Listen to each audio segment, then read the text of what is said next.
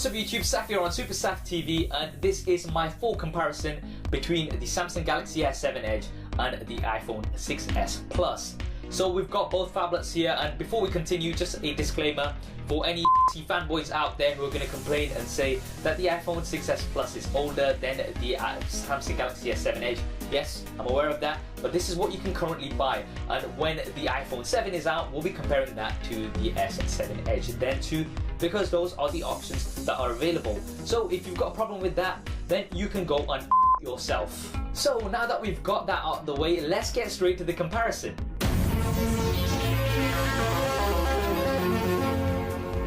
Let's kick off with the size, design and build. Although both devices have the same size display at 5.5 inches, the S7 Edge actually comes in a lot smaller both in terms of the height and the width, but it's ever so slightly thicker.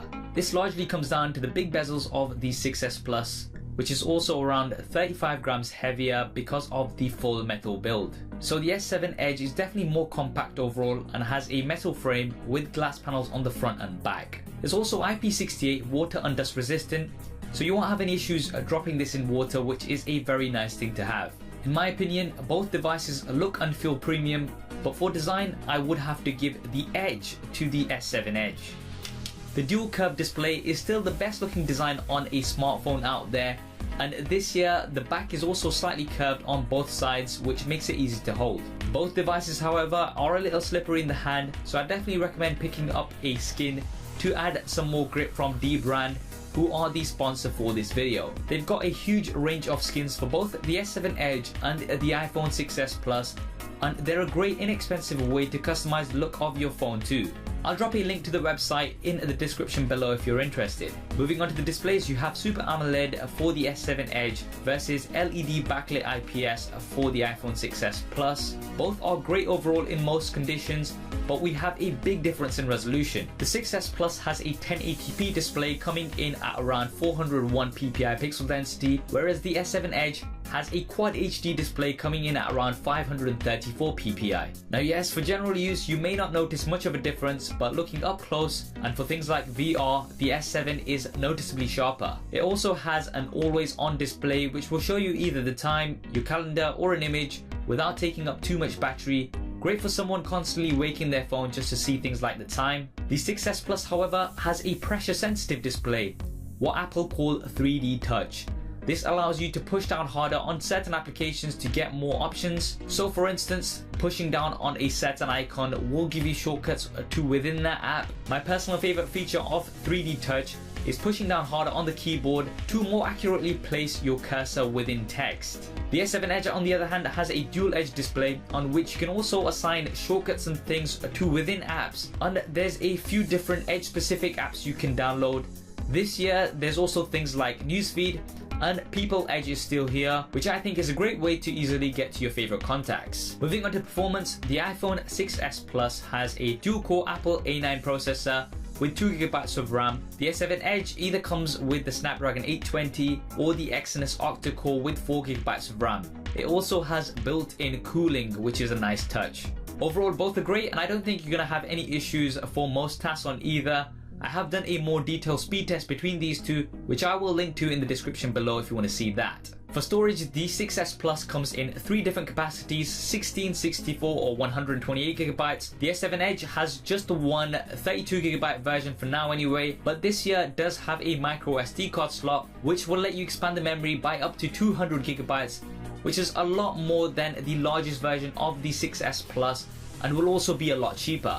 I would have to give the win here to the S7 Edge for those reasons, and especially because the 6s Plus still comes with a 16GB base model, which is an absolute joke in this day and age. Now let's talk cameras. We actually have the same resolution this year, 5 megapixels for the front facing camera and 12 for the rear. The S7 Edge however has an f1.7 aperture, whereas the 6s Plus has f2.2. I've done a detailed camera comparison between both of these, and I'll link to that video in the description below, so I definitely recommend you check that out if you want more info. Overall, because of the wider aperture, larger pixels and dual pixel autofocus, the S7 Edge takes the win, especially in low light. The biggest difference between these two however is the software. We have Android versus iOS.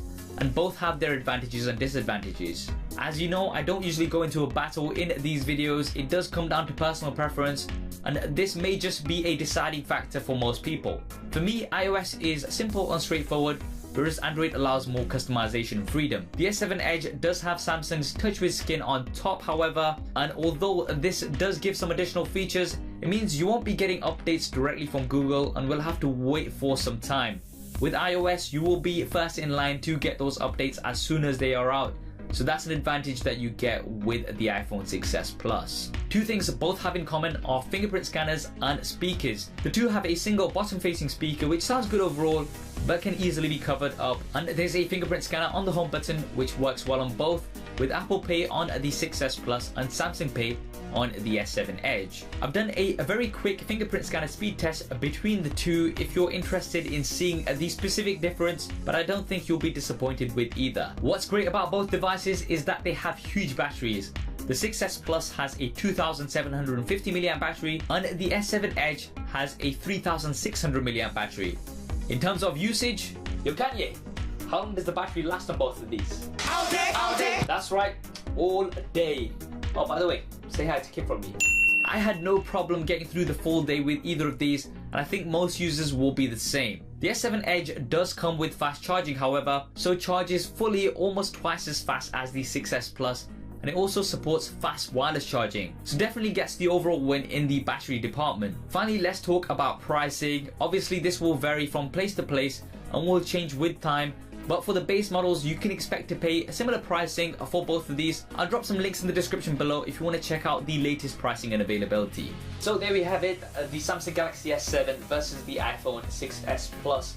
Overall, I think both have their advantages and disadvantages, and hopefully this video would have summarized them for you to help you make a better decision. Now, in my personal opinion, I think Apple are really going to have to up their game with the iPhone 7 because there's still lots of outdated features that we have, such as a 720p front-facing camera, no fast charging, and also 16 gigabytes for a base model, which is just absolutely silly in this year. So hopefully these issues will be resolved with the iPhone 7 and we'll have lots more new features. If you want to see a comparison of the iPhone 7 versus the Samsung Galaxy S7 Edge when the iPhone 7 is out, then do hit that thumbs up button to let me know. Which do you like better, the iPhone 6s Plus or the Samsung Galaxy S7 Edge? Drop me a comment below and let me know your thoughts, and you can also participate in the poll that will be here in the cards somewhere.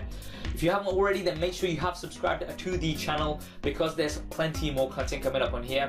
Finally, I would like to say thanks to Carphone Warehouse for making this video possible with the Samsung Galaxy S7 Edge by providing that early. Now, I am working on an epic project with them, as I had mentioned in previous videos. So if you want to see that, then make sure you are following me on Twitter, where I'll be posting updates of that. Thanks for watching. This is Saf on SuperSaf TV. I'll see you next time. Oh, you can also see my previous related video here somewhere. Yeah. Catch you later. Boom.